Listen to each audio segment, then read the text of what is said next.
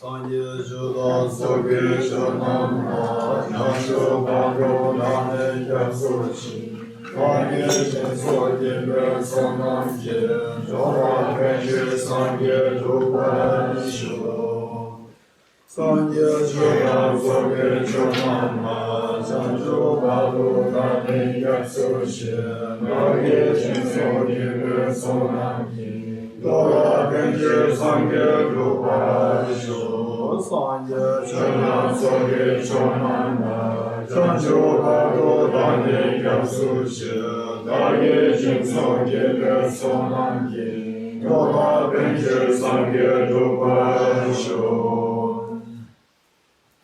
I go for refuge in so enlightened to the Buddha, the Dhamma, the Sangha, on the accumulations of the practice of giving and so forth, and every Buddha to benefit all living beings. I go for refuge in so enlightened to the Buddha, the Dhamma, the Sangha, on my accumulations of practice of giving and so forth, may I become a Buddha to benefit all living beings.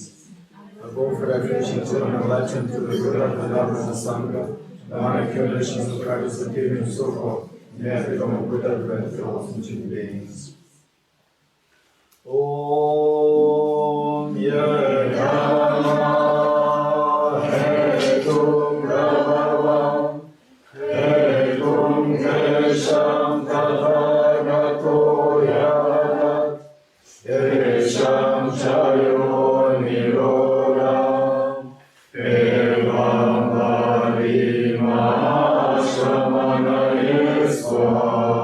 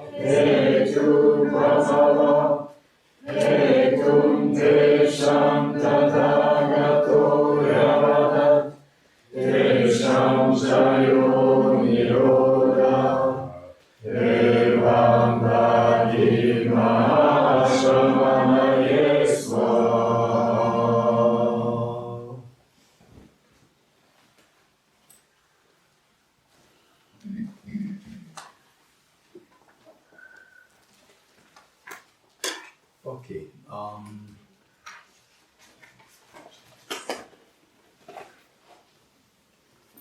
pertaining to emptiness, yesterday we were doing the 4 essentials, and we are done with the 4 essentials.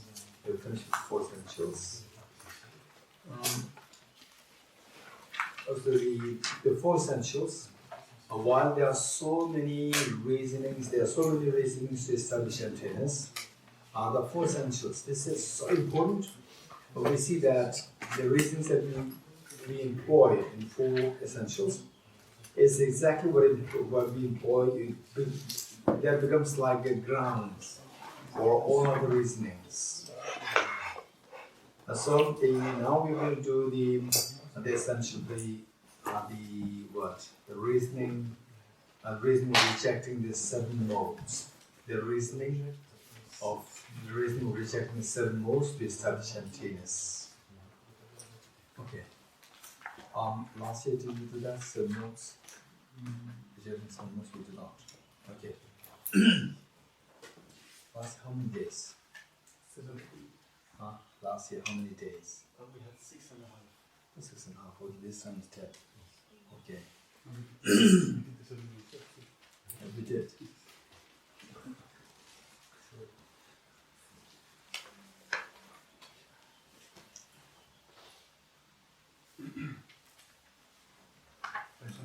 Right here, we did 7 modes. We rejected 7 modes last year. Yes. We did it. Okay.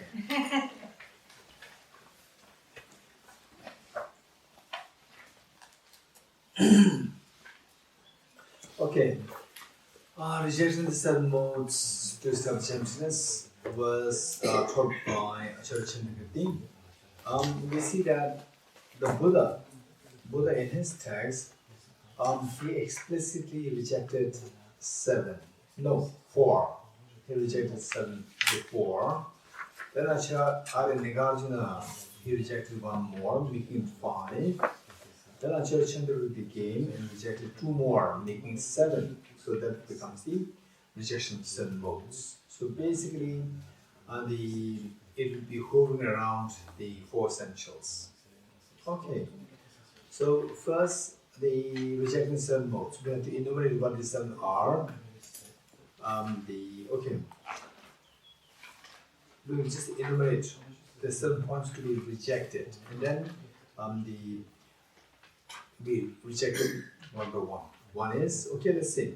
The first one is oneness. Oneness. Differentness. Oneness, differentness, dependent, dependee.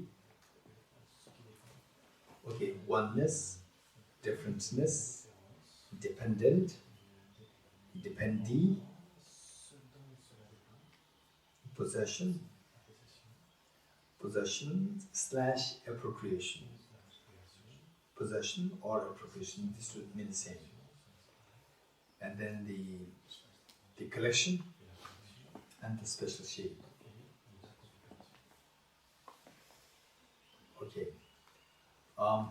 Oneness, differentness, dependent, dependee, possession or appropriation.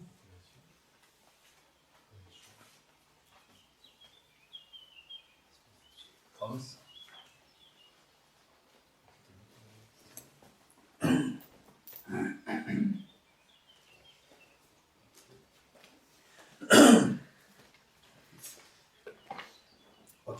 Oneness, differentness, dependent, dependee, possession or appropriation, collection, and special shape. In Tibetan, if you want to write the Tibetan, it's very easy.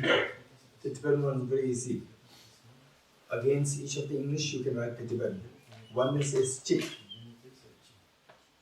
Tibetan is very simple, chik. Number 2 is tate. T-H-A-T-H-A-Y. Tate. Chik, tate. And number 3 is, the dependent is ten. No, dependent is tenpa. Tenpa. T-N-P-A. Tenpa.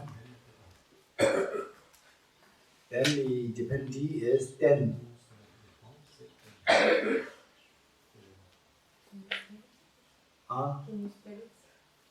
T-E-N, 10. Number 10. Yeah. Tenpa, 10. Denpa, D-H-E-N-P-A. D-H-E-N-P-A. Denpa.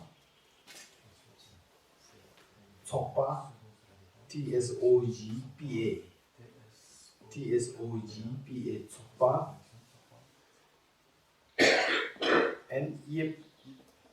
Yip. Y-I-B. Yip. Yip. Yip Keparchen. Yip Kepar. K-H-A-Y. K-H-A-Y-P-A-R. Kepar. C-H-E-N. Okay, what do we have? In Tibetan, it would be easier to say chik, tate, ten. You can insert tempa first. You're going to say 10 first. If you say 10, tempa is easier. 10, tempa, dempa, tsokpa, yip keparchen. Yip keparchen. Okay, anyone needs help? Spelling, whatever? The last one. Yip keparchen. Y-I-B, yip. Y-I-B, yip. K-H-A-Y. K-H-A-Y-P-A-R, Kepar, C-H-E-N, Keparchen. Yip Keparchen. What are the 7 in Tibetan? Chik, tate, ten, tempa, dempa, tsokpa, Well, if you say this to Tibetans will be fascinated. Right? Almost 99% of Tibetans, they don't know what these 7 are. Tashila knows that. Okay, otherwise, okay. So we have to reject each one of them. And the Buddha of these 7, the Buddha taught number 1, number 3, number 4, number 5. Buddha rejected only 4. Number 1, number 3, not number 2. Number 1, 3, 4, 5. Then Acharya Nagarjuna added number 2, made it 5 rejections. Then Acharya Chandrakirti, they added the last 2, making 7. If you study Acharya Chandrakirti's text, Madhyamika Avatar, entry into middle way, Madhyamika Avatar, so these rejections of the 7 modes, you'll find as the one of the main reasonings to establish the emptiness of the person. Okay, before I forget it, let me also share with you that how mental disturbance arise. Mental disturbance, for example, anger, agitation, fear, sadness, so forth. All these mental disturbance arise when your mind interacts with the objects. Do you agree with me? Do you agree with me? When your mind interacts with the objects, then the good thoughts arise, bad thoughts arise. All these things happen when the mind interacts with the object. Okay. Now we see that. In other words, we say, in a very loose sense, we say that when I interact with the object, when I become sad, I become angry, why that bad thing should happen to me? Why me? So we talk about why my mind, we talk about why me. So why all these bad things should happen to me?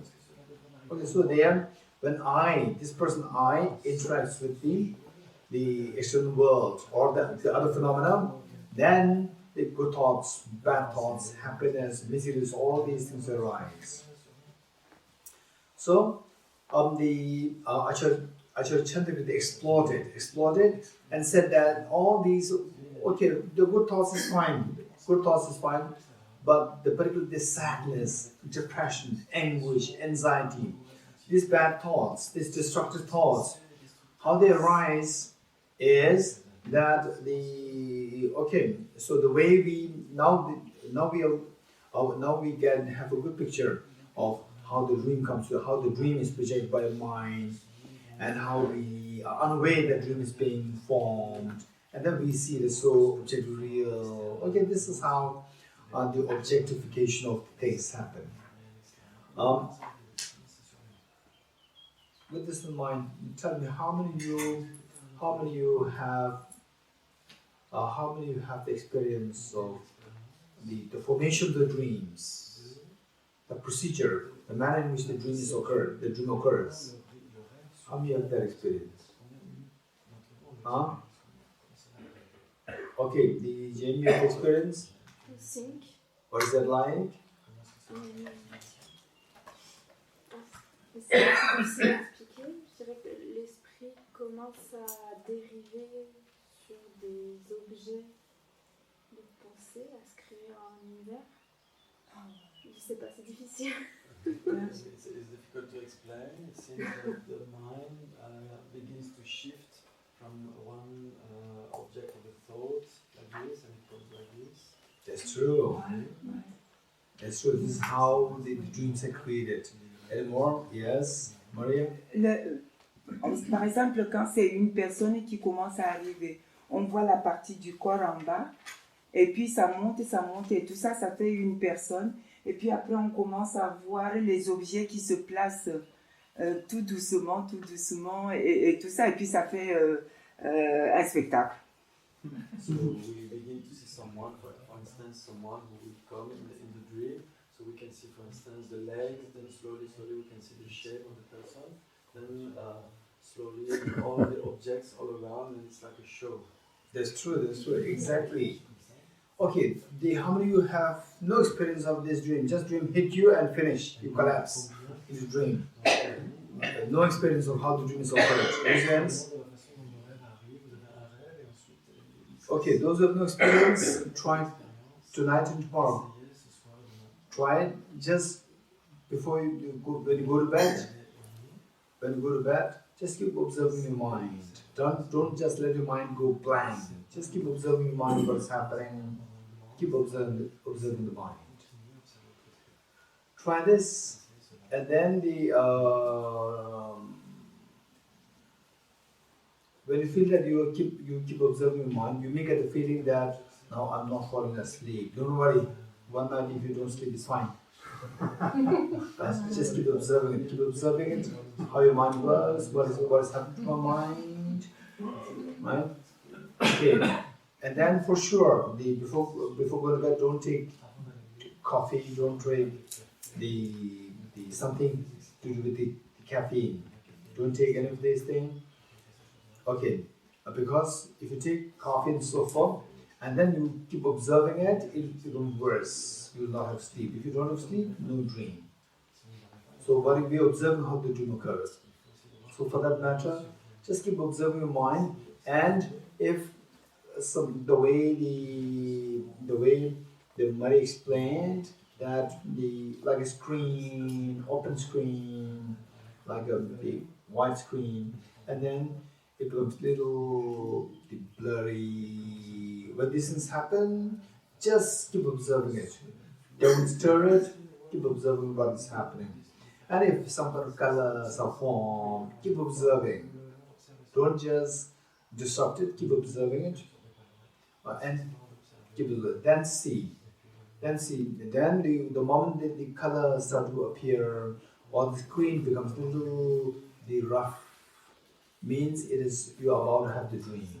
At that point, you should be exceptionally be observant, be aware, and then don't disturb your body. The moment you move your body, finish again, it will disappear. Okay, so just observe it and see. And tomorrow, let us hear how it was happening to you. Okay. So what we do is that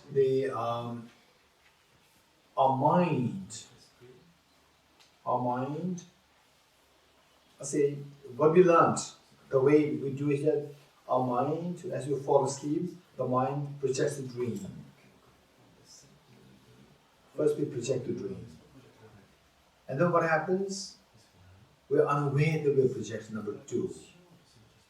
Because we're aware, number 3, do you see the dream is so real? We see it so real. Number 4, we interact with the dream. We interact with it, thinking that it's real. But if you know that it's your mind is dreaming, if you are aware of this, you will not interact. Okay, so with this, what is happening is that you project, you are aware, you see it as real, and then you interact. This is how it happens. Now with this, who is interacting? I'm interacting. With what you're interacting, the phenomena. You're getting it? You see this I, which is actually like a dream. You see this I as object real. The person, the agent who interacts with the objects as object real. And you see the phenomena with which you interact as object real. So with this, what happens is that you see the person, the self. The person is object real, and the phenomena with which you interact as object real. So these 2 things, then all emotions arise. This is how the emotions arise. Anger, agitation, sadness, depression, all these things arise because of that. So with this, given that this is how the destructive emotions, sadness, so forth arise, Acharya explains, and this is not only Acharya Chandraviti, in fact the Buddha himself did this way. Acharya Nagarjuna, Acharya Chandraviti, and later on Bodhicittas, Shantideva, all of them, they are taught the emptiness of the person, emptiness of the phenomena. emptiness of person is known as, referred to as the selflessness of person, and the emptiness of phenomena with which the person interacts is known as the selflessness of phenomena. So selflessness of person and selflessness of phenomena too. So selflessness of phenomena is the short form. Selflessness of phenomena other than the person who is interacting with the person who is interacting with the phenomena. Phenomena other than the person. This is the meaning of the phenomena. So the Acharya Chandrakirti in his text, Madhyamika Avatara, later on you must study this text. How many you got this? How many you got the opportunity to study this text? Madhyamika Avatara. Madhyamika Avatara, entry into the middle way. Entry in the middle way. Okay. Patrick, Mary, Cecile, Kathy, okay, Sophie, Virginia, and Martin, okay, Tashila, Laura, you're good. So this study, we must study this, and if possible, what I suggest is that the study is complete, number one, study complete. If possible, go through this over and over again, at least 2, 3, 4 times. And then later on, you try to get the root text. Just the root text, just read the root text and see if you understand it.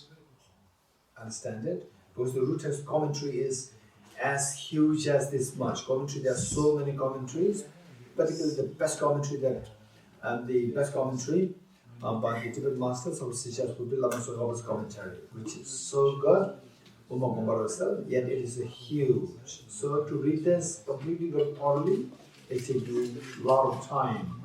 So studying this text, commentary, and then eventually you should be able to understand the root text.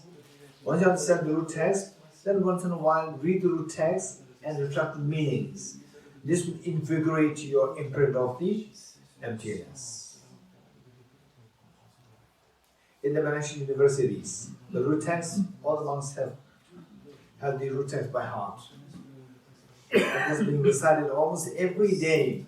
So therefore, even if we cannot really recite them every day or memorize them by heart, but at least make it a point that we read it like once in a month or twice a month, but reflect on the meanings. This will enrich your meditation and experience the emptiness. Okay. So in Acharya Chandrakirti's text, the selflessness of phenomena was taught first. Selflessness of phenomena was taught first, with the help of reasoning known as the reasoning of rejecting the 4 modes of production. The reasoning of rejecting the 4 modes of production. That reason was used by Acharya Chandrakirti to establish emptiness of the selflessness of phenomena. And then the second part, Acharya Chandrakirti, taught the selflessness of person. So when he was teaching the selfless person, he used the reason of the rejecting 7 modes. Rejecting 7 modes to establish emptiness. Okay.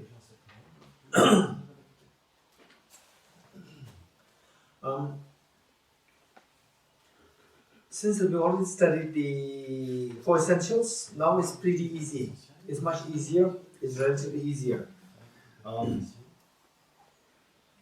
What's the first rejection of the 7? Oneness.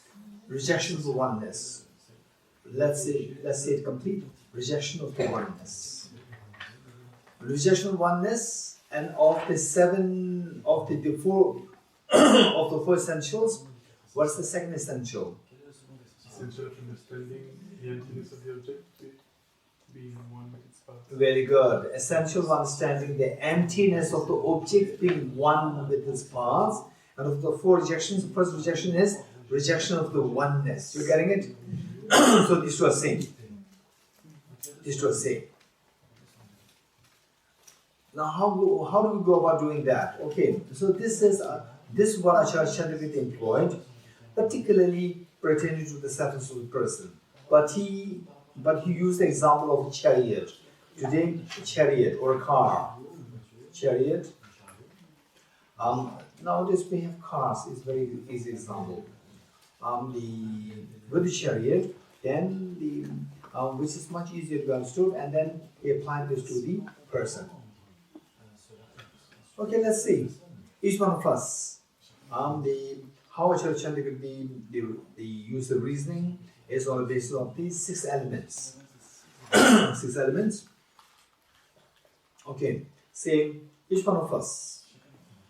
Yes. Okay. Each one of us, we are made of 6 elements. You agree with me? Yes, but now we are very clear with this concept that we are made of 6 elements. Okay, so with this meditation, so when we see the self, what is this mind we see in the self? Conventional analysis, ultimate analysis.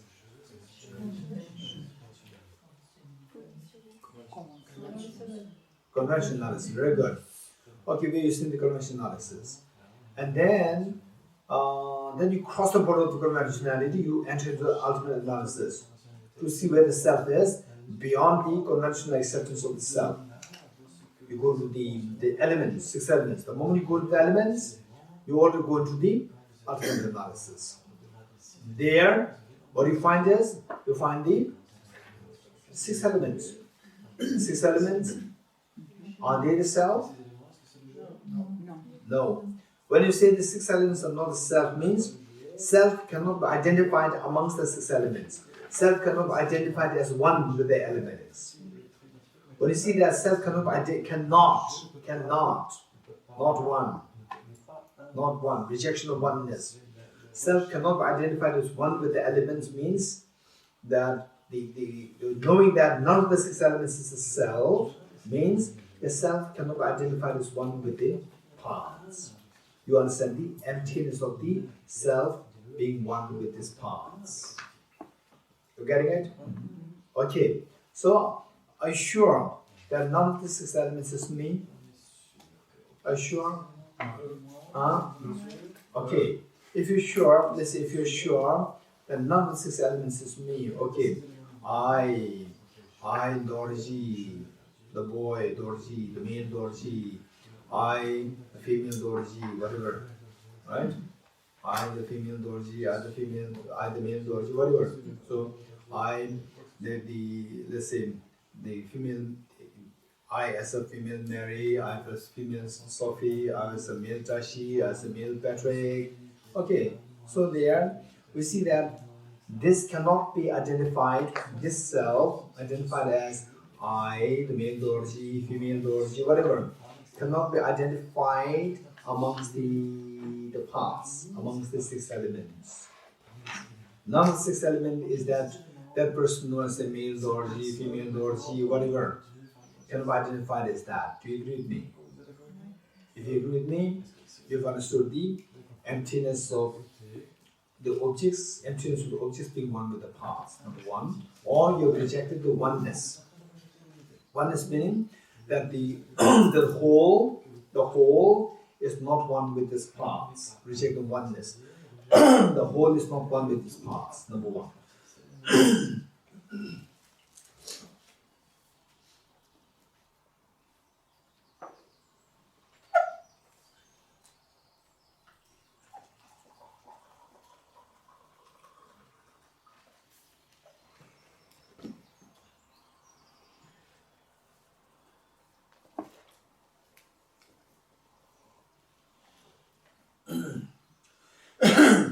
Okay. Number 2. Then so what we see is the 6 elements, and none of the 6 elements is to be identified as the self. That is done. Which means the oneness is rejected. Oneness with the parts is rejected. Now if it is objectively real, it is not to be identified as one with the parts, then it should be different from the parts. Remove the 6 elements, and what is left there? Nothing is left there as different from the 6 elements. There's no self left there as different from the 6 elements. So, if you're very sure of that, you have rejected the second mode, rejection of the differentness. That the self is seen as different from the aggregates. That is rejected. Number 2. What is number 3? Yes. Could you repeat the second one? Number 2. The reasoning, yes. Number 1 and number 2. Number 2.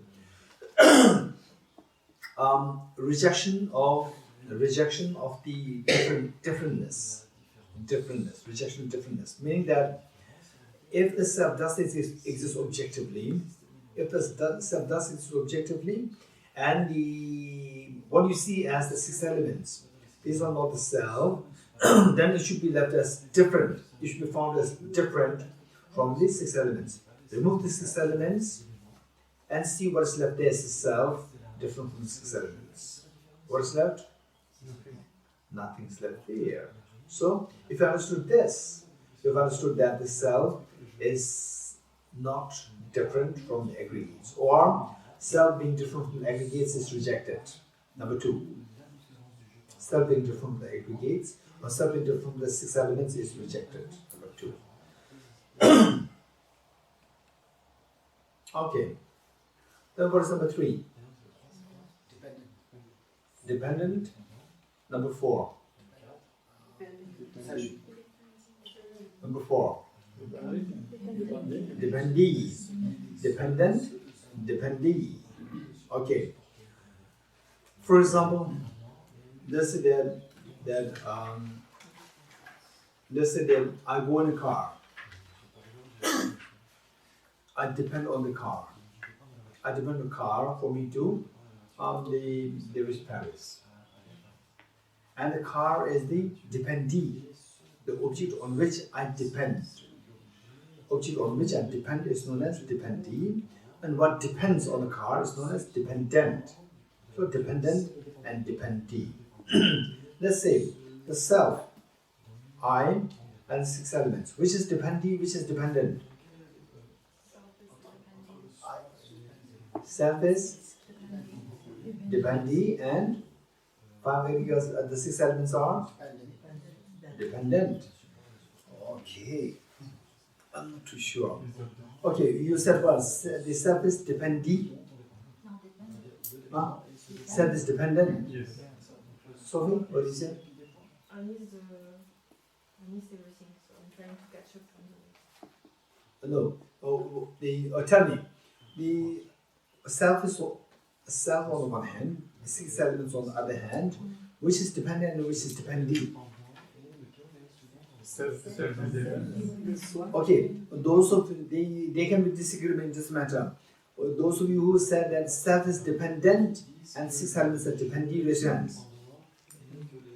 Okay, now the opposite. Self is dependee and 6 elements are dependent, raise your hands. And both ways, raise your hands. Very good. Yes, both ways. Okay, so to say that one side is easy, both ways is difficult. Both ways people ask you how, right? Okay, first tell me, how the self is dependent on the 6 elements. Anybody? Yes, Kunjala. Without elements, there is nothing positive as a self. Okay, without the elements, we cannot posit as a self. So the self is dependent on the elements. Very good. Okay, now how the elements depend on the self. Without self, there's no element. Okay, without the self, there's no element. Are you sure? Without the self. Okay, my elements. Without the self, there is no my elements. Okay, this is also good. This is also good. Okay, let's say my body. To say my body, without the possessor, my I, then the body cannot be described as my body, right? My body. So in other words, that the Acharya Chandrakirti's reasoning is that these 3 are known as the 3 spheres: the agent, object, and the action which connects the 2. For example, say I am the possessor of my 6 elements. Are you the possessor of your 6 elements? Are you the possessor of your 6 elements? Are you the possessor of your body? Are you the possessor of your mind? Yes. Are you the possessor of your 6 elements? Yes. Okay. So you are the possessor, and what is possessed is your 6 elements. The possessor is the agent, you are the agent, the possessor, and your 6 elements are the possessed, the objects, And what connects the two is the act of possessing. You're getting it? Agent, the possessor, and the possessed. What connects the two is the act of possessing. These three things, possessor, possessed, and the act of possessing, these three are mutually dependent. These three are mutually dependent. Same, without the possessor, act of possessing will not happen. Without the act of possessing, possessed will make no sense. And if there's nothing to be possessed, act of possession will make no sense. If the act of possession is not there, possessor makes no sense. If the act of possession is not there, possessor, there's nothing to connect the two. So therefore, possessed is not a possessed, possessor is not a possessor. So these three are mutually dependent. Likewise, I and my 6 elements, these two are mutually dependent. Not just dependent in one way, these two are mutually dependent. The self I, this I, is dependent on 6 elements, and the 6 elements are dependent on the I. Okay. So when we see, so now we know about the entities, isolates. Okay. The self, with respect to the 6th element, the self is dependent or dependent. With respect to the 6 elements, the self is dependent or dependent. Both. Very good. Dependent, both. So which means that within the self and the 6 elements, the self, there are out of the many isolates. The self being a person, the self being a phenomenon, the self is empty of objective existence, the self is empty of the permanence, the self, the self being dependent, the self being dependent. There are so many isolates. You're getting it? Of the many isolates, your mind can pick up one isolate at a time. You agree with me or not? Your mind can pick up one isolate. Now it becomes easy for you. So therefore, when you think about the self being dependent, you're picking up the isolate of dependent. You will ignore the isolate of dependent. You're getting it? Although the self is dependent both, but it depends on you, how you pick up which isolate. You can pick up the isolate of dependent. Oh, the self is dependent because the 6 elements depend on the self. When you think of that, you see the self as dependent, not as dependent. Whereas you can think in other ways that, okay, without 6 elements, self cannot exist. So the self is dependent. When you say the self is dependent, you are picking up the isolate of the dependent, and you are ignoring the isolate of the dependent. You getting it? Okay. So we see that dependent and dependent. What is number 3 and number 4? What is number 3? What is rejection number 3? Dependent, then dependee. Number 4, number 5, these were rejected. Okay, the self, is it dependent on the parts or not? The self, is it dependent on the 6 elements? Yes. It depends. Well, how can you reject it? Number 4 says rejection of the dependee. Right? Number 4 says rejection dependent or dependee? Dependee. So number 4 says rejection dependee. So we said that the self the dependent meaning the 6 elements depend on the self. If the 6 elements depend on the self is dependee. If it is dependee, we can reject it. So how can you make number 6? You can say dependent by conventional analysis and by ultimate analysis. You can look at it and it's not the same. What do you mean it's not the same? By ultimate analysis, I don't. You can go to the je passe en français. Non-existence des éléments et donc du coup, sinon ne peut pas être du mal, c'est ce que j'ai continué dépendant et des Dependi, c'est quoi? Tu peux me le dire en français? Ce dont on dépend. Dependi, c'est quoi? Dependi, c'est ce dont on dépend. Dependi, c'est Donc, ce dont on dépend. si on ne voit plus les éléments, on ne peut plus dépendre de ces éléments-là. J'ai pas réussi. And so if we don't see the elements, we cannot see the dependi, which depends. If we don't see the elements, we cannot see the dependi because the self depends on the elements.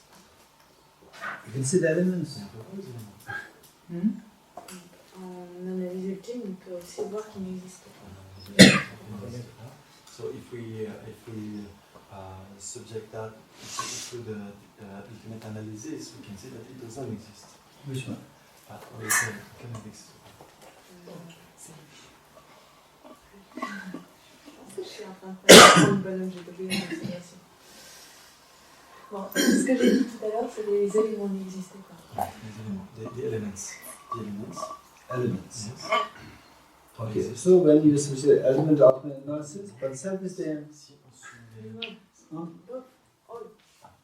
No, self is there. So is ultimate analysis not of the self, it's the of the elements. So what's the problem with self?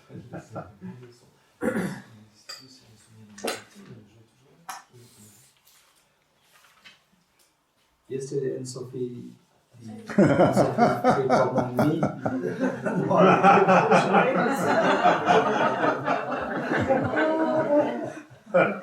Okay.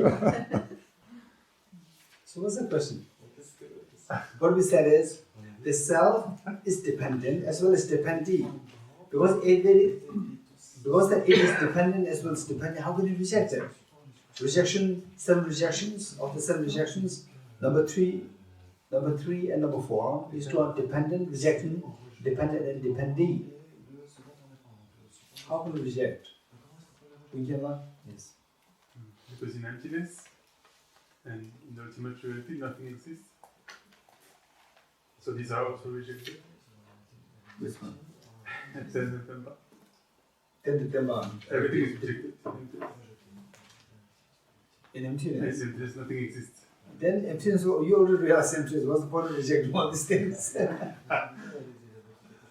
fact that we're rejecting these things are to get to emptiness. If you already get emptiness, then what's the point of rejecting all these points? Yes, Thomas.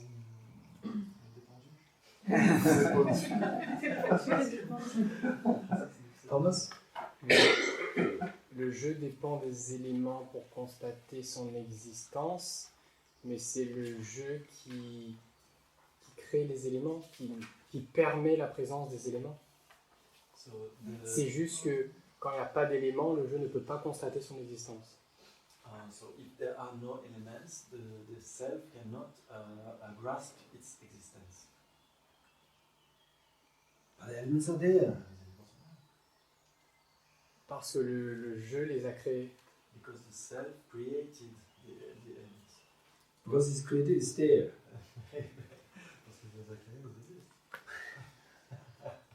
Okay, what happened now? Okay, so what Anne-Sophie said is correct. One of Anne-Sophie said is correct. What we're rejecting here is we are not rejecting conventionally. We're rejecting in ways by going to the ultimate analysis. Right from the beginning I said it. So when you see the self is this conventional analysis, ultimate analysis. You said conventional analysis. Now you cross this border. The moment you cross the border, you go into the ultimate analysis. Then you say whether this, what you see is the 6 elements. 6 elements of the self, you say no. That is rejecting the oneness. Then different from the 6 elements, is there a self there? No. This is rejecting the differentness. Then you say, okay, that self is dependent on the aggregates, the self is dependent on the 6 elements. No? Yes, no? Yes. Okay, in this analysis, okay, do you agree with me that to say that I am dependent on the car, I and car both should exist. If one is missing, then dependent makes no sense. You agree with me or not? Yes. Now in this analysis, after crossing the border of the conventionality, when you go to this, 6 elements are left, but the self disappears. Yes, no? So of the two things, 6 elements and the self, there are no two things. With respect to you, the self is not there. Only the 6 elements. So 6 elements cannot bring the self, because the self is not there. With respect to your observation. With respect to your observation, only the 6 elements are there. To say dependent, dependee, the two must be together. Two must be there. Because the two is not there, one is missing, we cannot say dependent, dependee. So with this, number 3 and number 4, both are rejected. What is number 5? What is number 5? Huh? What is number 5? Huh? Possession, appropriation, demba. In Tibetan it is demba. Okay. Okay, how many of you can hear this difference? Demba, demba. Can you hear this difference? Can you hear the difference? Number 1 is demba, 1 is demba. Demba, demba. Can you hear the difference? Yeah. Tell me, Richard, what is the difference? There's sound. There's no Martin. First one is like a T. No, you just say this. Yes? Amazing. Wonderful. Usually the Western ear cannot hear the difference. Shikatse, the Kangba, Kangba. Can you hear the difference? Kangba, Kangba. Can you hear the difference? Huh? Can you hear the difference? Tell me what's the difference. You say this, I'll say if you have heard the difference. Here. Kongba, Konba. No. I tried. Okay, Jane. Yeah. Ganda, Kanda. Okay, quite close. Yes, Maria. Il y a une lettre dans l'une. No, you say this. Ah oui. You say the two. Kangba, Kangba. Kamba et Kamba. I say. Okay, anybody? Yes, Isabel. Kamba, Kamba. Et Okay, that's. Then? Kamba.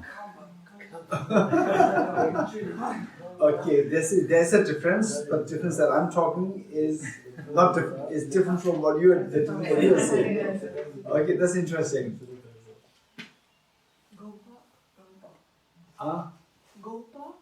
Now it is going worse. The first one you were perfect, and now it's gone. Now Martin gone. Okay, no, but it doesn't matter. So the point is, why I'm saying this is because we have to make a distinction between point number 4 and point number 5. Number 4 is dependee, and number 5 is the possession. In Tibetan, dependee is dependent. Dependent is tempa, and number 5.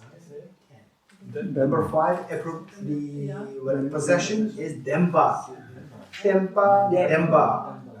2. Demba.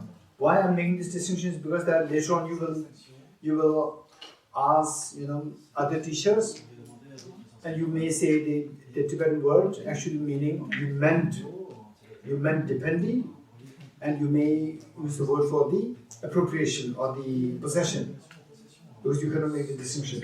So, and then the teacher will tell you who taught you, and then you will say that you will not say that I cannot pronounce well, because Shila taught me, right? You blame me. Okay, so to make sure that you got it correctly. Okay. So the number 3, 4, 5. Number 3, 4. What is number 3, 4? Dependent and dependee. Dependent, dependee. How do you reject them? When you go to the ultimate analysis, then you see that self and the 6 elements. We don't see the two things. The self is not there. self disappears. Because how the self disappears in your mind? How did it disappear? Hey, anybody, give me your answer. How did the self disappear from your mind at this point? Yes, Maria? Parce que le jeu n'est ni un avec les éléments, ni... Il ne fait pas le tout avec les éléments. Et quand on enlève les éléments, il n'y est pas. Because the self is not Un. one with the elements and is not different from the elements, so there is no self. Okay, that's good. That's good. Anybody else? Yes. I think the self disappears because you're going into an ultimate analysis and you're looking closer at the elements. Okay, so you go into the ultimate analysis of the self. With the elements, yeah, but you're only looking at the elements. Okay, so you don't intend to look at the elements, but you intend to look for the self. Through the ultimate analysis, the self disappears. Yes. Very good. Because the self exists only in the eyes of the conventional analysis. It never exists in the ultimate analysis. The moment you cross, what do you mean by the self existing convention in the conventional analysis? Means the self exists only conventionally. Beyond the border of conventionality, the self makes no sense. Beyond the border of conventionality, self makes no sense. But you see this as a flower. After seeing the flower, you have reached the border of the conventionality. Crossing this, you will never find the flower. The moment you cross this, you go into the cells. Into the cells, you will never find the flower. Likewise, the flower makes sense only when you stay within the conventional border. The moment you cross that, the flower will make no sense. Likewise, the self makes sense only when you stay within the conventionality of the self. Beyond that, you cross it, you cross the border, you will never find the self. So the self disappears not because the self becomes non-existent or annihilated, simply because it does not exist on that level. Self exists only on the conventional level. So therefore, you have to stay there, stay within the conventional level. You are not to go beyond that. Go beyond that, self makes no sense. Okay. So number 3 and number 4 done. That to say that dependent they should be two things. But the self is not within this view. The self disappears. It's only the 6 elements. Okay. So because there two are not there, dependent makes no sense. Okay, what is number 3, 4, 5? Possession, appropriation, possession, demba. Same. Even for demba means appropriation or possession. I'm in possession of the book. I'm in possession of the book. The book is the possessed and I'm the possessor. So there should be possessor and the possessed, two things should be there. Whereas in this analysis, two things are not there. The self is not there. Only the 6 elements are there. So the 6 elements are there, self is not there as the possessor. Because the possessor is not there, possess makes no sense. Because the possessed is not there, possession makes no sense. Okay, so number 3, number 4, number 5, these 2 are rejected. What's next?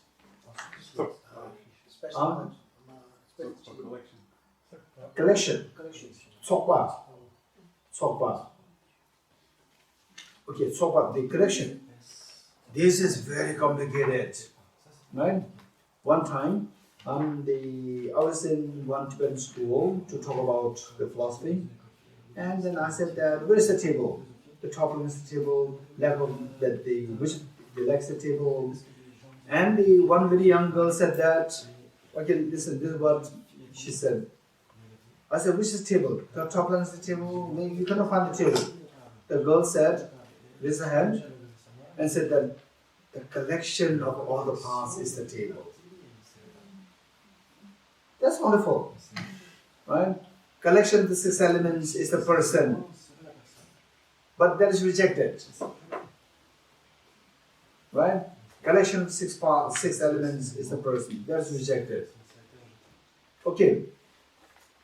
How do you reject it? Okay, Virginia. La somme des choses qui ne sont pas le jeu ne peuvent pas devenir le jeu. Le corps n'est pas le jeu, l'esprit n'est pas le jeu, l'identification, la discrimination n'est pas le jeu. Donc quelque chose qui n'est pas le jeu, plus quelque chose qui n'est pas le jeu, plus quelque chose qui n'est pas le jeu, tout ça devenir le jeu. If none of the elements are the self, their gathering or their collection cannot be the self. Oh, that's interesting. None of the trees are forests, right? So the collection of the trees is not a forest. Huh? Collection of the trees, is it a forest or not?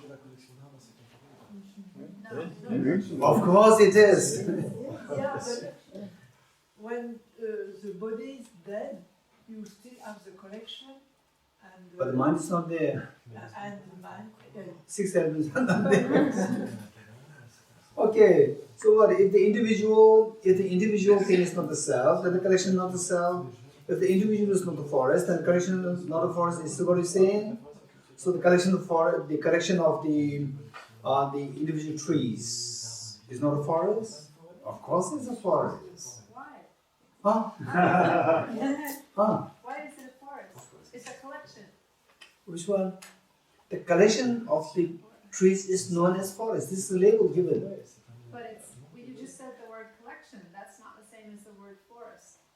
No, of course it's a forest. This is the what is forest then? Tell me. Where is the forest?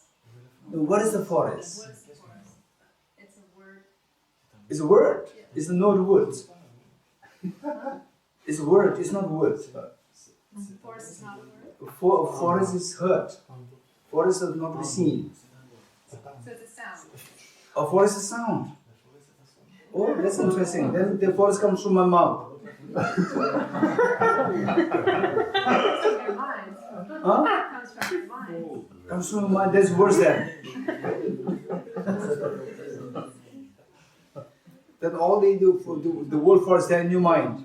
I guess When you want to go to the forest, you have to go to your mind. But that becomes worse. But you're Virginia 19. Yes, it's because when you get closer and closer and closer, you can't see it. It's the same as when it's ultimate and Dependent. No, ultimate and Conventional. conventional. Because you get too close, so it doesn't appear the same. So it's the forest exists on the conventional level, but when you get into its parts, Individual parts. yes, there is no forest because it's. This is what I agree with you. I agree with you. Individual parts are not self, but the collection is the self. What's the problem?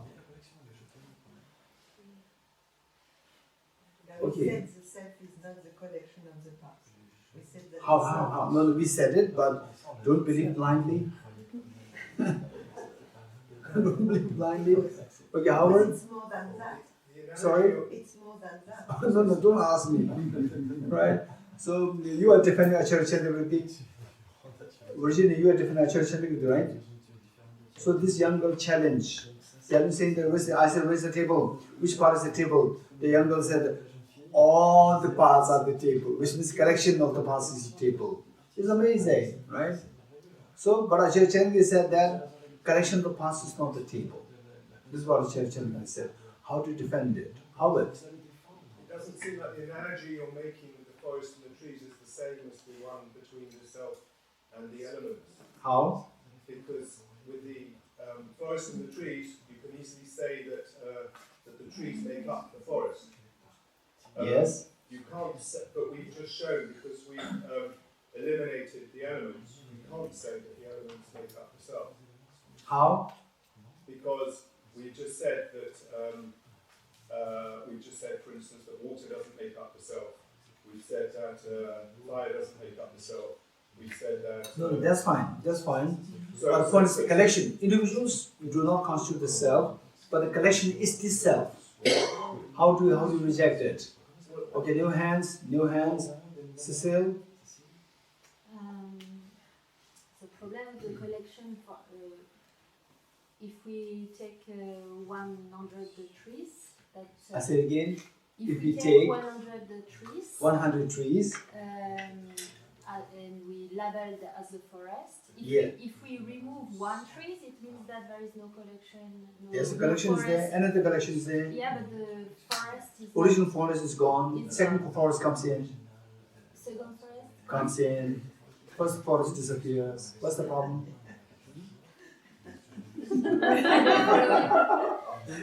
Okay, fresh hands. Okay, now buzz there.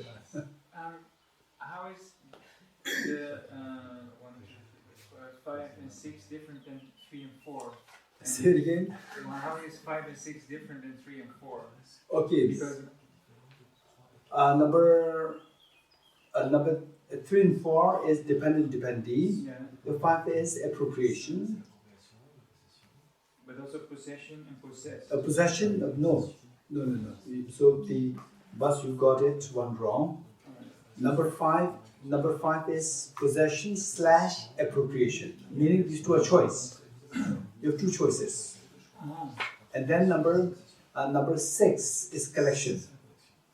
Number 7 is special shape. Okay, Charles. La collection est multiple, tandis que la forêt est unique. The collection is multiple, and the forest is one. Okay, so the collection of trees is not forest. Collection of trees, forest or not? Huh? La forêt, c'est une notion d'assemblage, tandis que les arbres, c'est multiple. So when we speak about the forest, we have some gathering or some assembly, but the trees are multiple. Numerous. Yes, the trees are multiple, but the collection of the trees, is that the collection of trees?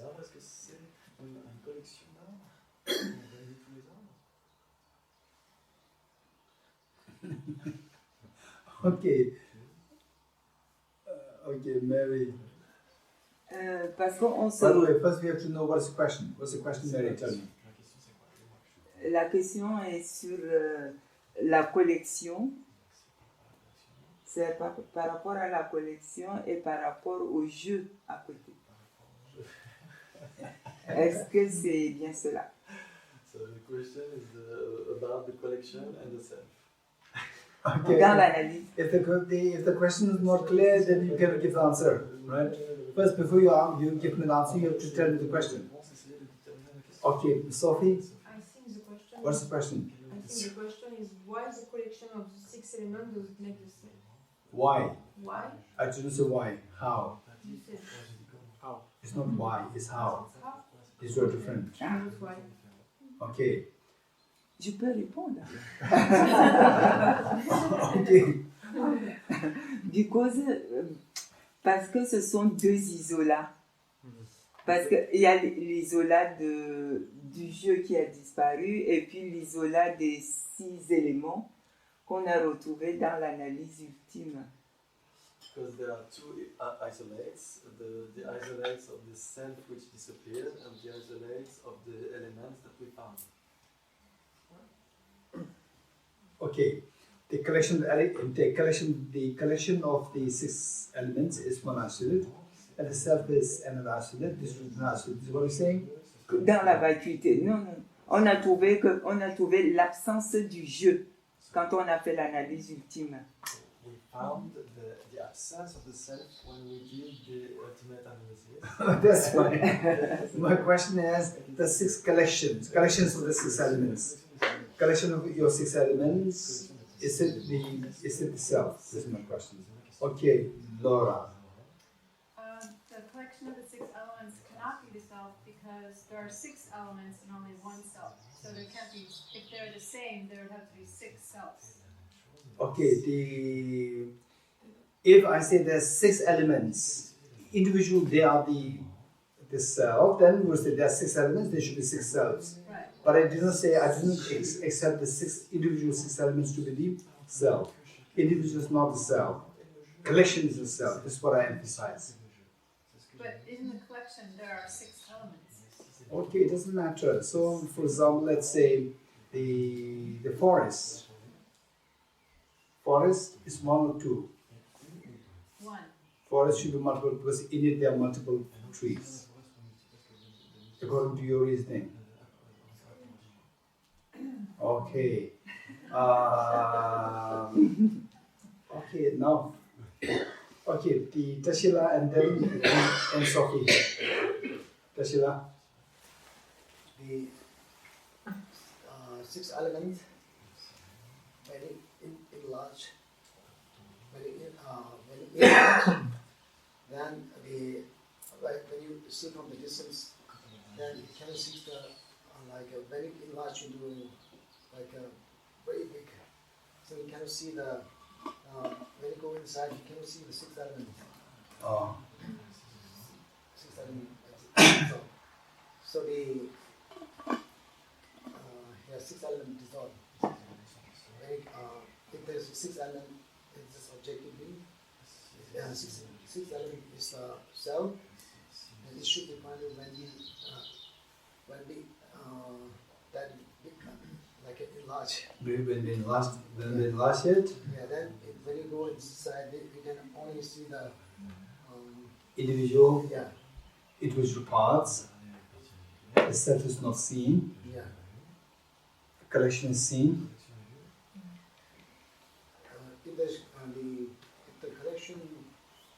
If the collection is the self, and when it is enlarged, then you see like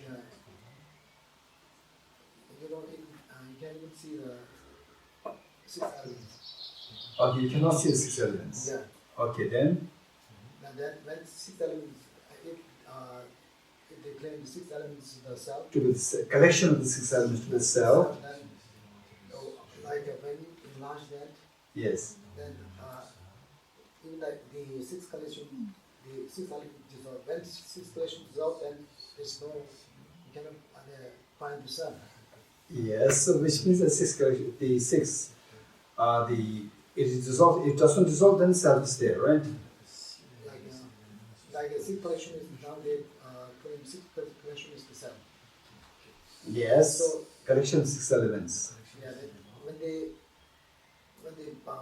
make this too big. Yes. So when you go inside, 6 elements disappear. Disappear. So if they inside the 6 collection of the self, then it should be quite a very. Okay. Do you follow what Tashila is saying? No? Yes? No? Okay, don't worry. So what Tashila is saying is very important. He is telling you a half story. Half story is missing. Right? His story is very true. But it's only half story. Okay, let's go with this. What Tashila said this later. Let's not forget this. Okay, and Sophie. When you look at the 6 elements, What's the question? Is the self, how is comment la connexion des 6 éléments est-elle ou n'est-elle pas le soi? How the collection of the 6 elements can or cannot be the self. Wow, very precise. Yes, what's the answer? Quand on regarde les 6 éléments, Or it cannot know how it is not the self. Okay, what's the answer? Quand on regarde les 6 éléments, quand on les a découpés avec la terre, le feu, etc., qui sont séparés, si vraiment c'était le soi, ça voudrait dire que même séparés, ça serait le soi. Alors si on les regarde comme ça, en regardant même l'ensemble, mais qu'ils ne soient pas tous remis ensemble, c'est pas le jeu.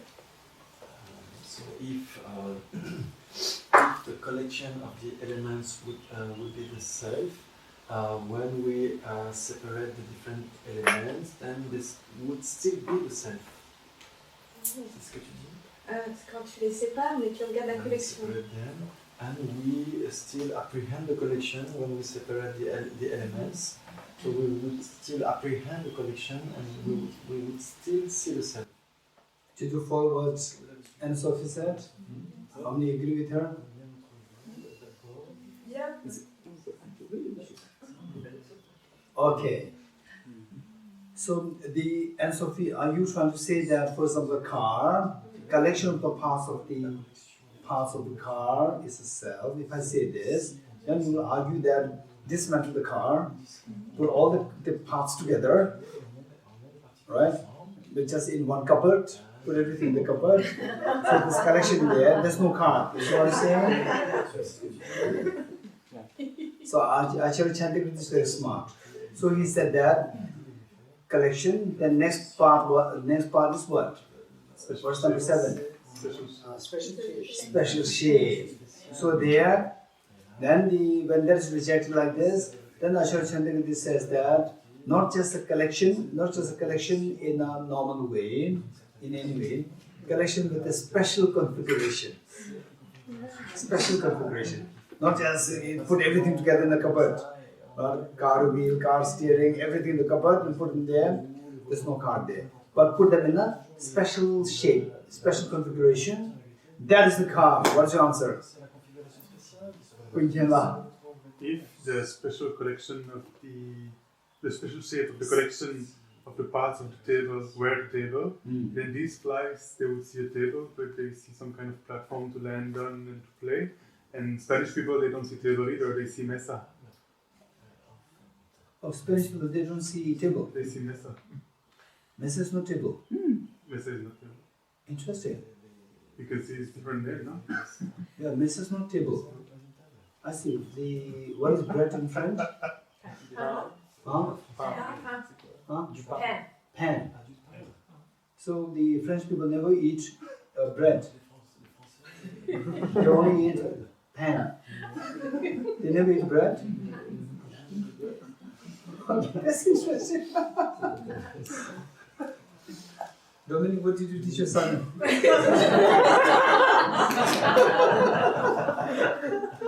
Mea culpa. Okay, anyone? Okay, yes, Martin. Yeah, I think that What's the question? yeah, the question was, is self or isn't the self the Collection? Collection of the parts?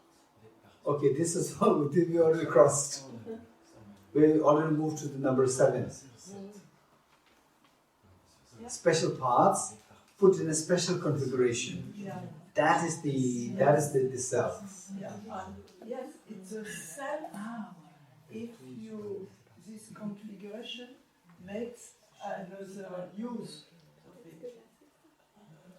If en arrangeant les parties, si on en fait un objet utile,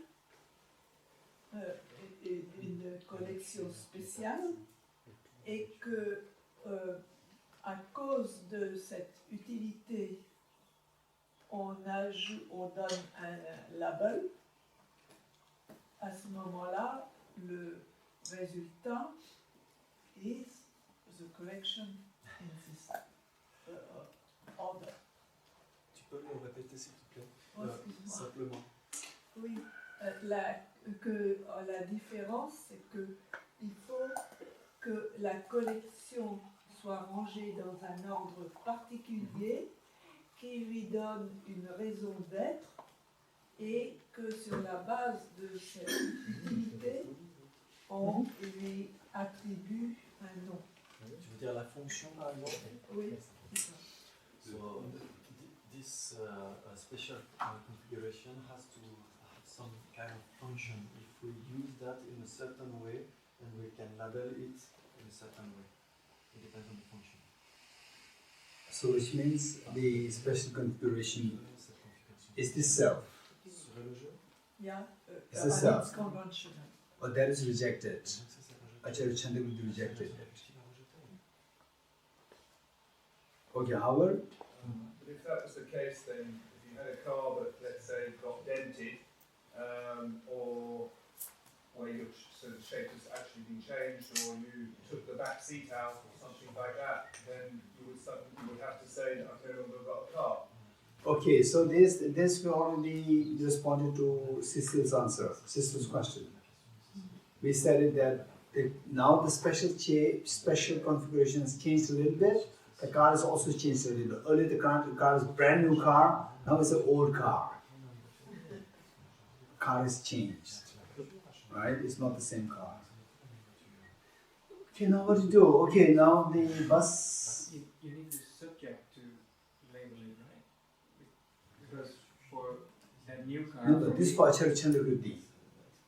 Subject to label it. For the advocates who said that special configuration, that is the car, they don't need a label. Right? Laura. Well, we go with the metaphor of the car. I have to stay with the self, I guess. If the special configuration of the collection is the self, then the next life's special configuration would also have to be the self. But Yes, it's not. of course. It's different. Yes, it's also self. It's also self, but it's labeled a different way. That's fine. So to have two common things, to have difference, to have the commonality. I, Dorji. This Dorji. Next life, this Dorji is not there. Past life, this Dorji is not there. But I was there. I will be there in the future. So this I is the common to all three. Dorji is uncommon to this self. So therefore there are differences, but there are also commonalities. Okay, now what do you do? Huh? Okay, and so we cannot save us. No, what do you do? Trashila gave the half answer, right? Actually, I was listening on. Even the Nalanda Master Course, they didn't get the answer. They are so brilliant, but they didn't get answer. Okay.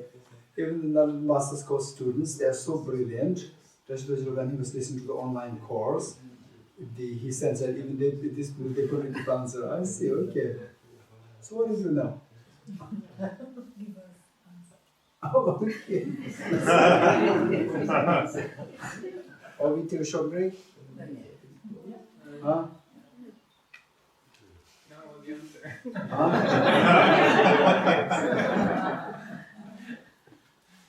No break is fine. Okay. What's the answer? I don't know. Christopher. La réponse. Yeah, I would say the function, for instance, there are some artists, they use a car and they put it in a museum and in a certain way. Maybe I've seen one time 2 cars like this, but they are not cars because they are not used as cars. They don't accomplish the function as car of a car. So there is a special configuration of a car, but it's not a car. It's an art. It's an artistic work. I see, that's interesting.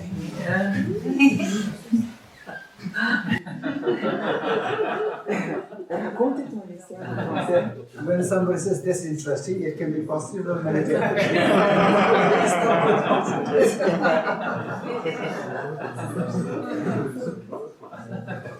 Okay, which means that the money in the bank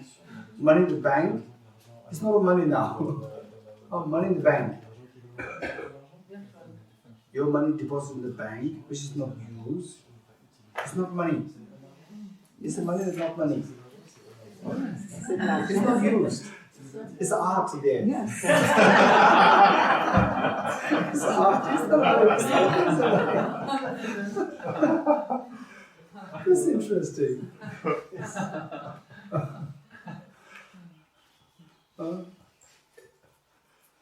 Okay, so what do you do now? Oh, yes, the Virginia, you're going to leave it for the group discussion? Okay. Okay, so let's say that what Tashila said, if you could remember, on the Buddha image, this Buddha image, very tiny Buddha image, we blow this up to like say 40 feet per 40 feet. 40 feet per 40 feet, huge. So this, say, Buddha image is made of, let's say, 200 dpi, which means 200 is 40,000 dots.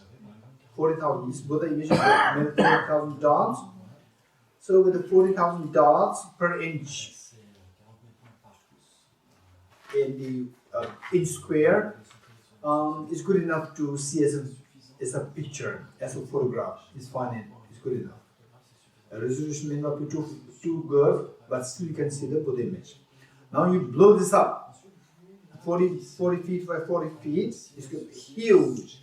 So these dots, 40,000 dots, which make the Buddha image, they will become increase in size, and the gap between the dots also will increase. Do you agree with me? Yes. Okay.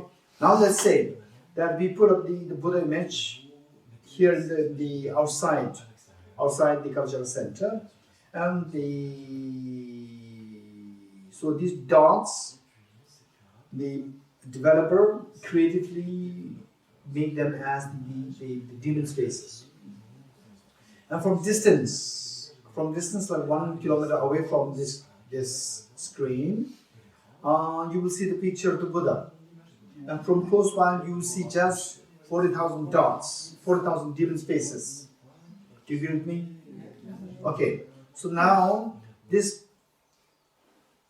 people from 1 kilometer away from the screen, are they seeing the special configuration of these dots? The people from the 1 kilometer away from the screen, those people, can they see the Buddha image? Yes. Yes. So Buddha image is made of these dots. So these dots put in a special configuration appears as a Buddha image. So they are looking at it as a Buddha. They are seeing it as a Buddha image, which means that the special configuration is there. Now don't alter the special configuration. You come closer. The special configuration is altered or not altered? It is not altered because the object is the same. Object, when you are looking at it, from distance, they are still seeing the Buddha image, which means the special configuration is there. If you alter the special configuration, they will not see the Buddha image. So you are close by, you are seeing all the dots in the special configuration, but you are not seeing the Buddha. If the special configuration is the Buddha, you should be able to see this Buddha. So therefore, even this collection, special configuration of the collection of the past is also not the self. You getting it? Yes. What if we add a 8 point with the distance? Say it again. If we add an 8 point to reject not only the special shape but also the distance from which we observe this special shape? Okay, so the student Vijayala wants to add one more point. So the next book will have the 8 rejections. What is the 8 one? The distance from which you look at the collection. No. So whenever you add something, you must make it very clear. Your students should understand it very easily. Say, what will you call it? Rejection number 8. So I just added 2 more. Rejection of the collection of the past with the self. Rejection of the special configuration of the past, collection of the past with the self. Now what would you say? Rejection of the perspective, the collection of, the special shape from a specific perspective to be the self. Okay, rejection. So that's already done. Meaning, okay, special configuration seen from distance. This is what it's saying. Which means that from a certain perspective. Or from a certain perspective means it's not objective. What has been rejected is objective is rejected. You are already saying that it's subjective. Certain perspectives meaning the perspectives. Perspective is the subject. When this is, I'm talking about the distance or the angle from which you look at it. Whatever is the case, it depends on how you look at it. This is what you're saying. How you look at it means it's not 100% from the object. You are in a way, opponent's view also becomes the your view. Right? No, the point is the moment you include, the moment you say, the moment you don't say from the object, you say something, the subject involved, finish. That already rejects the object existence. Because now we are saying that the Buddha image, the special shape of the configuration, the special shape that makes this Buddha image is not the Buddha image, because if we go closer we see something else. Yes. But how is it not the Buddha image for the person who is looking at the Buddha image? That means it's not about the object, it's about the subject. Subject, we can admit that things exist by the power of the subject. That's it, admit it. Okay, good. So now with this, we rejected the 7 modes. We reject the 7 modes. Okay, now we turn to page 4 of the bliss of non-dual bodhicittas, page 4.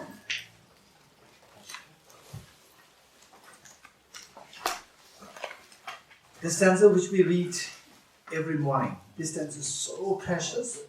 This stanza is the summary, the synopsis of Nagarjuna's, the classic, the main text, Munda Madhyama Karika. This is a synopsis.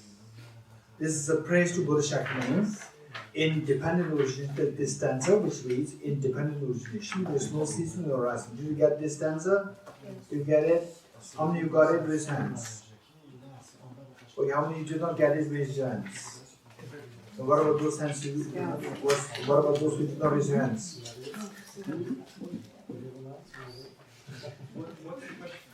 Okay, are you able to track this stanza?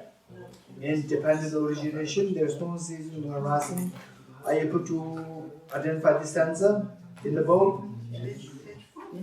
Page 4. Able to identify this stanza? Okay, if you are able, this stanza is extremely precious. And in fact, for your information, all the stanzas which we picked up and they put them together here, they are all extremely important. They are not just randomly put there. Each of these stanzas are very important, and particularly this stanza is coming from Nagarjuna's the fundamental wisdom of the middle way. Okay, I'm going to explain this. What we learned earlier, that emptiness should not be seen as nothingness. Emptiness should be understood as the meaning of dependent origination, number 1. What is number 2? Emptiness should be understood as the meaning of dependent origination, number 1. Number 2? Dependent origination should be understood as the middle way, number 2. Therefore, emptiness is the middle way. You getting it? Okay, so this you must get it. You must get it. Dependent origination and emptiness, these two should be understood to mean the same. How we understand that these two mean the same? From the side of one coin you have the conventional reality, and on the other side you have the ultimate reality. Okay, how somebody can be convinced?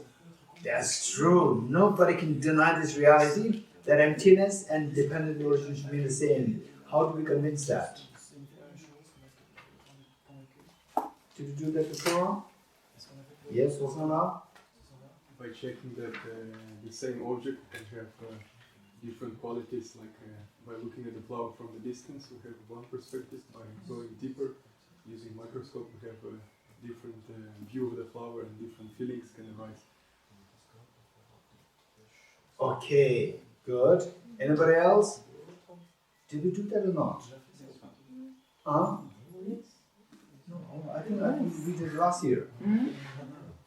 We did last year, not this year, right? See? Oh, yes. Okay, so before we try to give the answer, look at Anne-Sophie, see if it's correct.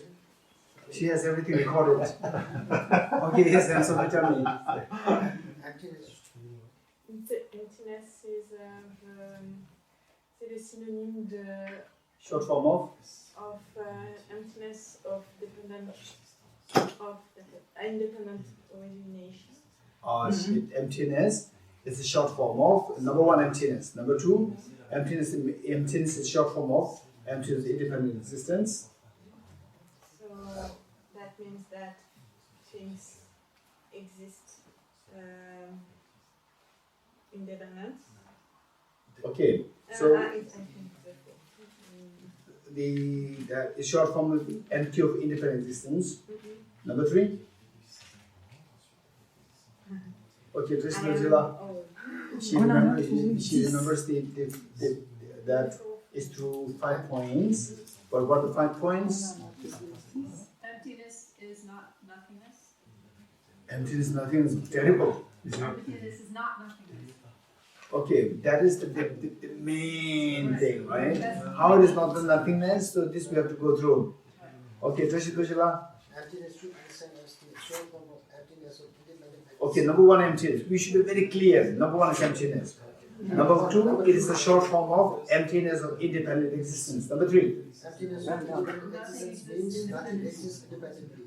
Okay, emptiness of independent existence means nothing exists independently. Number three. Nothing exists independent means everything exists by dependent. Very good. Nothing exists independently means everything exists by dependence. Number four. Number five. Everything exists dependent means everything is dependently originated. Therefore, everything is dependent originated. The 5 points should be on the fingertips. I think we did last year. 10 years ago. Huh? This year. Yes. Early this year. Yes. January this year. Yes. No, I don't get this impression from the audience. I get from the impression from the audience as well that they never heard about this. Yeah. I see. But you did that. Yes, because oui, on l'a fait parce qu'on en a trouvé, on a trouvé 10 points. We did it because we found 10 points. Okay. Si. Somebody found 10 points. Mais parce qu'on a dit n'a pas d'existence intrinsèque la vacuité. Okay. Mario, what you have talked about is the object negation. Identifying the 10 different, not really different, 10 synonyms of the object negation. Very good. Okay, that is very important. Okay, so with this, what we said is that emptiness should not be seen as nothingness, it should be seen as dependent origination. So what it says here is independent origination. Now we're reading the text. Independent origination, meaning that what is dependent originated? What is dependent originated? If dependent originated, look, dependent originated meaning by dependence on the what?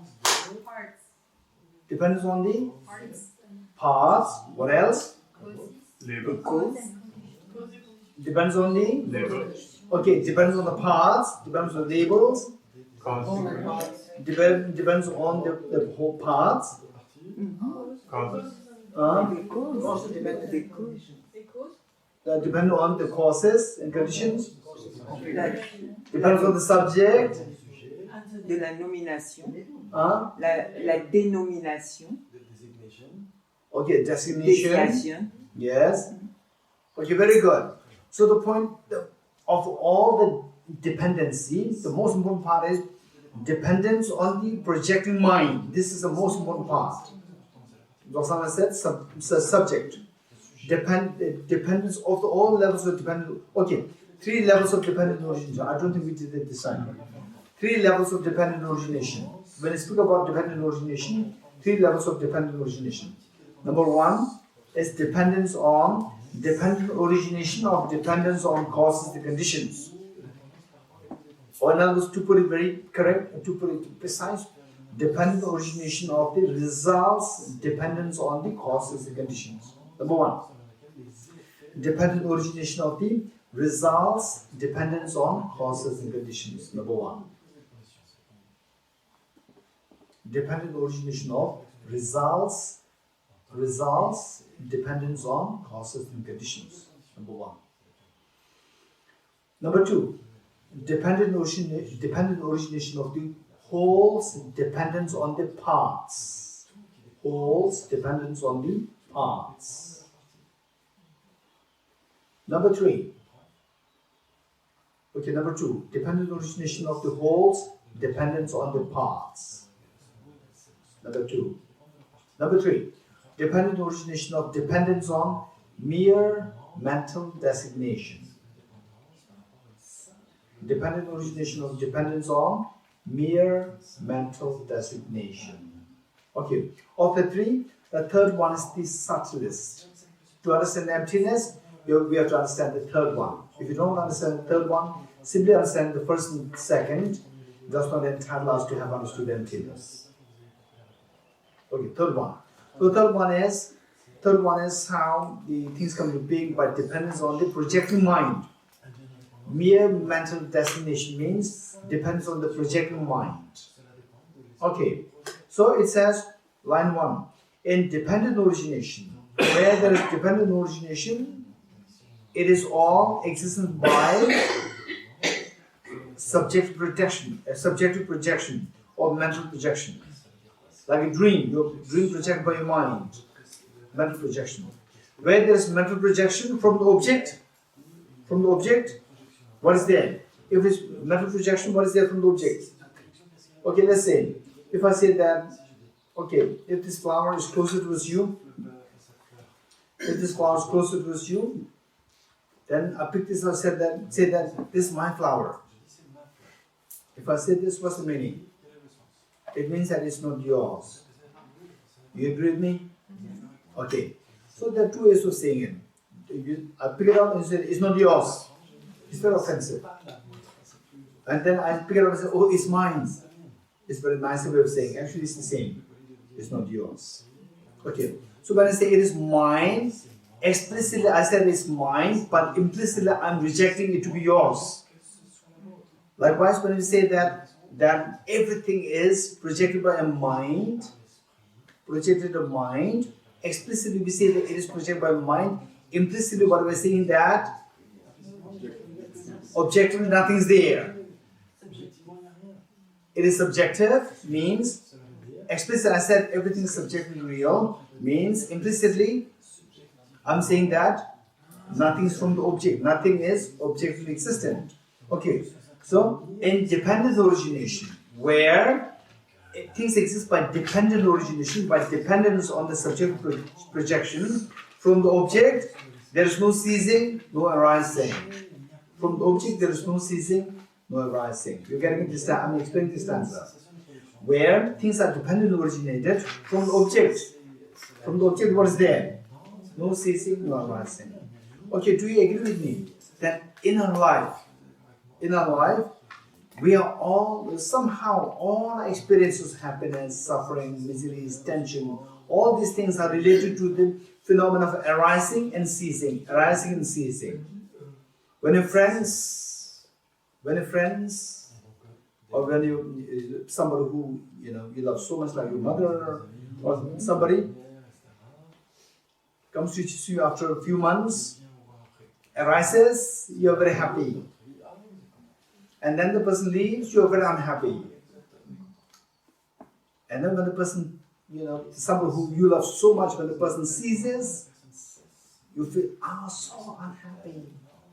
And when the birthday gift arises, hey, no expression. Birthday gift arises to you, very happy, right? When the birthday gift breaks, very sad.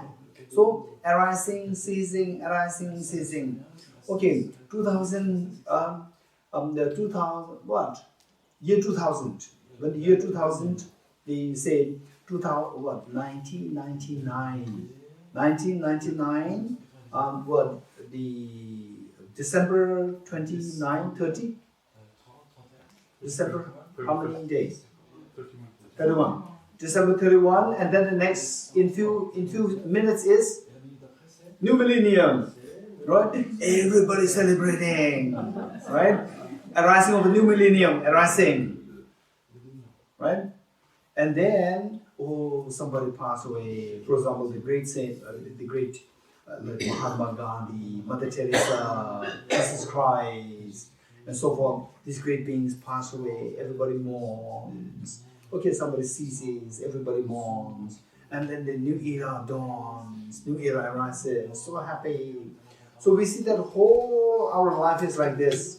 And then, say when it's okay, it's my birthday. In the corner of my mind, we know that I'm 1 year older, right? My 1 year youth, 1 year younger, ceased.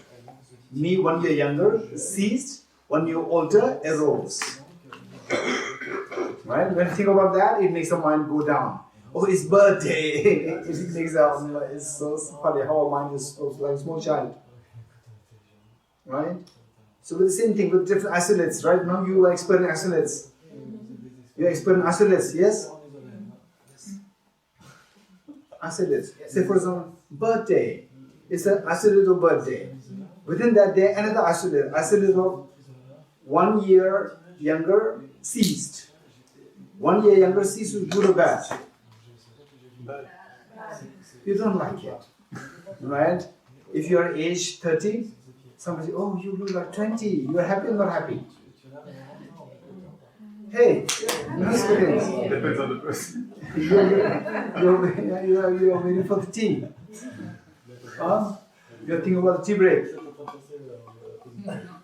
Right? Okay, so what I'm saying is that, so there are so many isolates. Of the different isolates, what I'm saying is that our life, happiness, misery, tension, all these things, somehow they are related to our mind interacting with objects.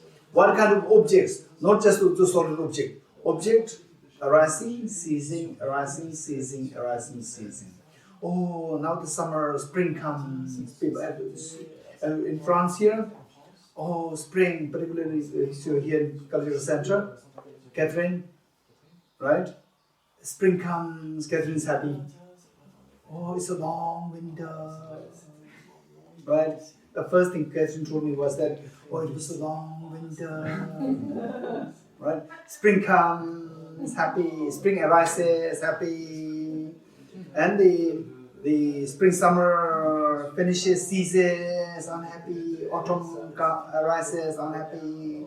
So we see that arising, ceasing phenomena that affects the mind. That affects the mind. Yet arising, ceasing, they are like dreams.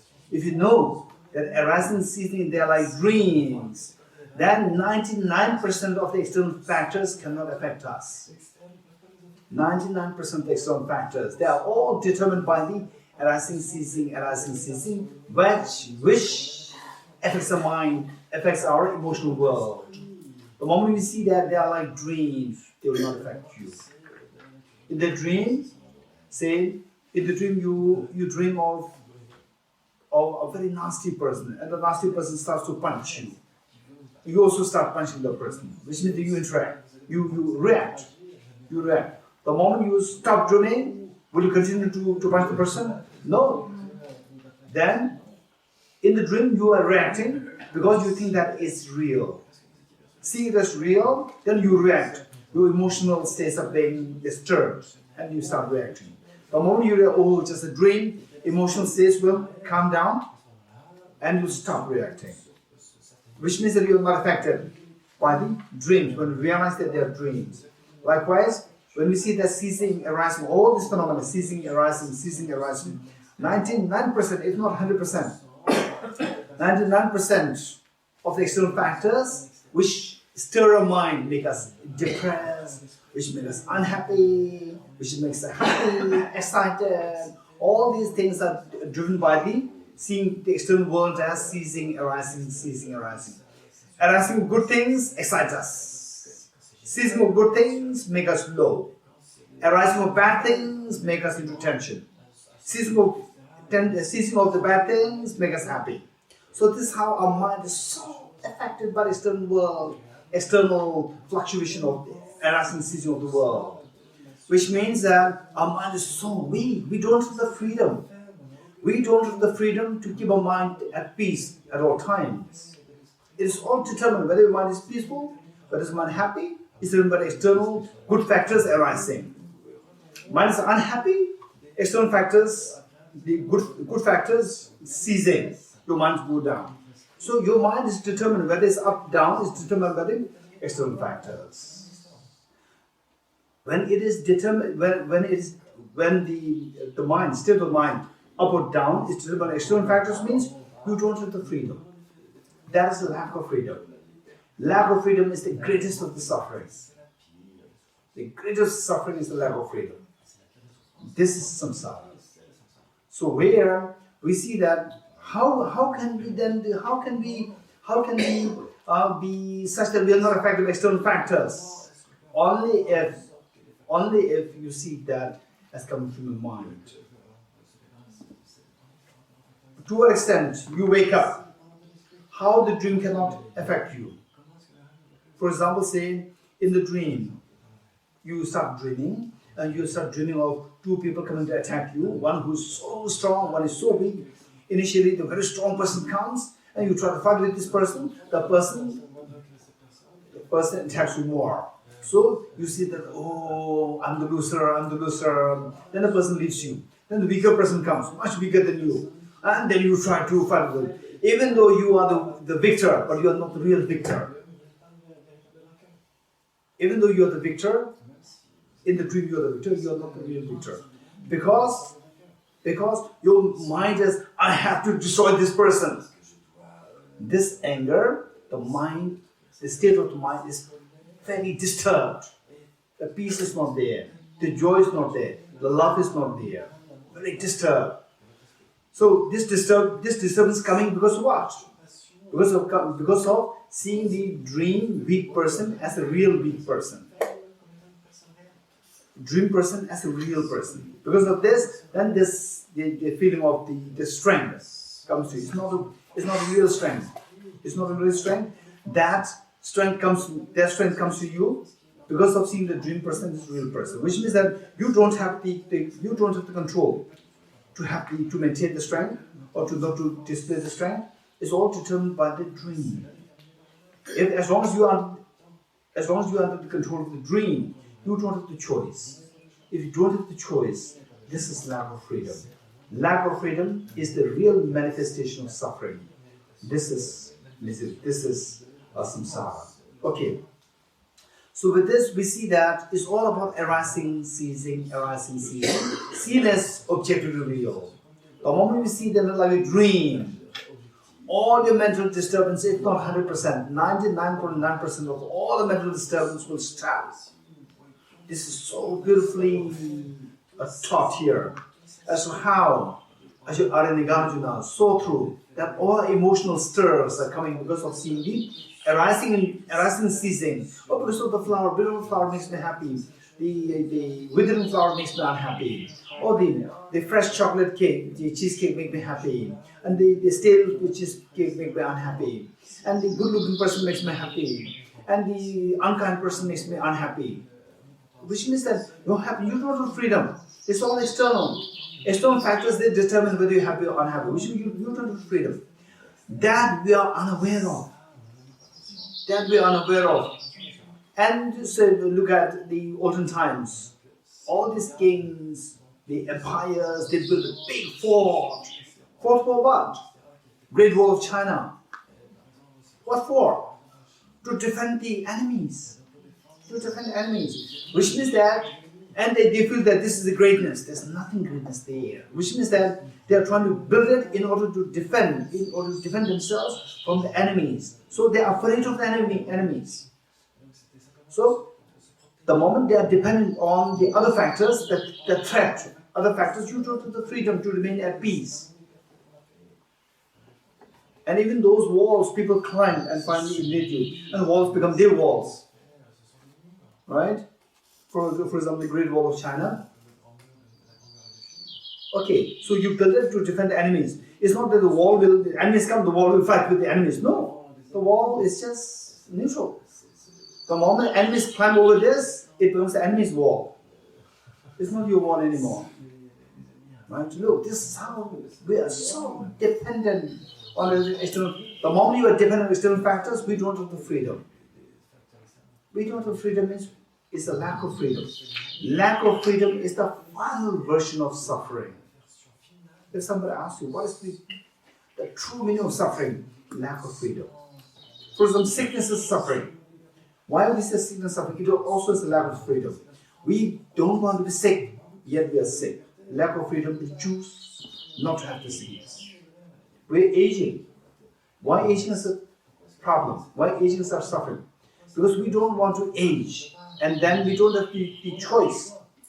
Choose not to age. So therefore, again, lack of freedom. So all sufferings manifest nothing but in the form of a lack of freedom. So real lack of freedom is seeing things as objectively real, and particularly arising, ceasing, arising, ceasing. These two things, Nagarjuna made it so simple. Everything that somehow affects the mind is because of seeing things as arising, ceasing, arising, ceasing. Okay, so it says, in dependent origination, once you know things as dependent originated, then within this we see that arising, ceasing, they're like dreams. There's no objective existence arising, ceasing. There's no ceasing, no arising. These two are the two main functions, two main activities related to our emotional disturbs. No annihilation, no permanent. For example, let's say 2018 gone, disappeared completely. 2018 completely annihilation. Okay, no permanence. No permanence. No permanence meaning that okay, the time exists permanently, lasts forever. But what we see as lasting forever is like dream. 2018 gone forever is also like dream. It's not objectively there. No annihilation, no permanence. No coming, no going. Your friends come, you're very happy. Your friends go, you're very unhappy. Your enemies come, you're very unhappy. Your enemies go, you're very happy. No coming, but even coming, going, they're also like dreams. No separateness and no sameness. No separateness. For example, let's say East Germany, West Germany. They said, no, we are one nation, we should be one, we should not be separate, we should be separate. And Tibet saying, no, Tibet, China, we are separate, we are not one. Some people are fighting to be one, some people are fighting to be different. Right? And the UK is saying that, no, we should be out of Brexit, we should be Brexit. Right? Some say, no, don't do that, we should come. So someday, some crave to be one, some crave to be separate. These are all illusions. People fight over that. Where there's one, they want different. Where there's different, they want one. This is how people fight. And oneness, differentness, they're all just dream, nothing really there is objectively. Failing to see that, then people fight. No separateness, no sameness. These are the 8 characteristics. 8 characteristics on the basis of which all our emotional stirs happen. Depression, anxiety, anguish, all these things happen because related to seeing the objective existence of these 8 characteristics. So it would be good for us if we can see the emptiness nature of these 8 characteristics, guaranteed all our mental agitation will subside, will be removed.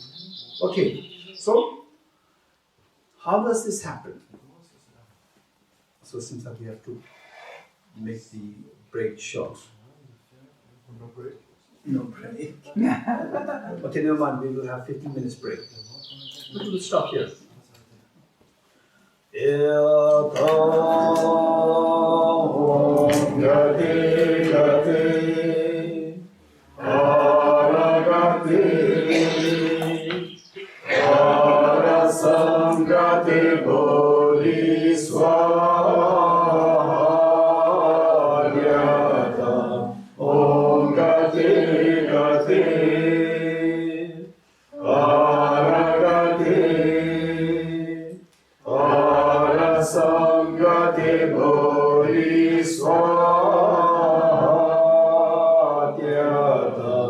Om Gati Gati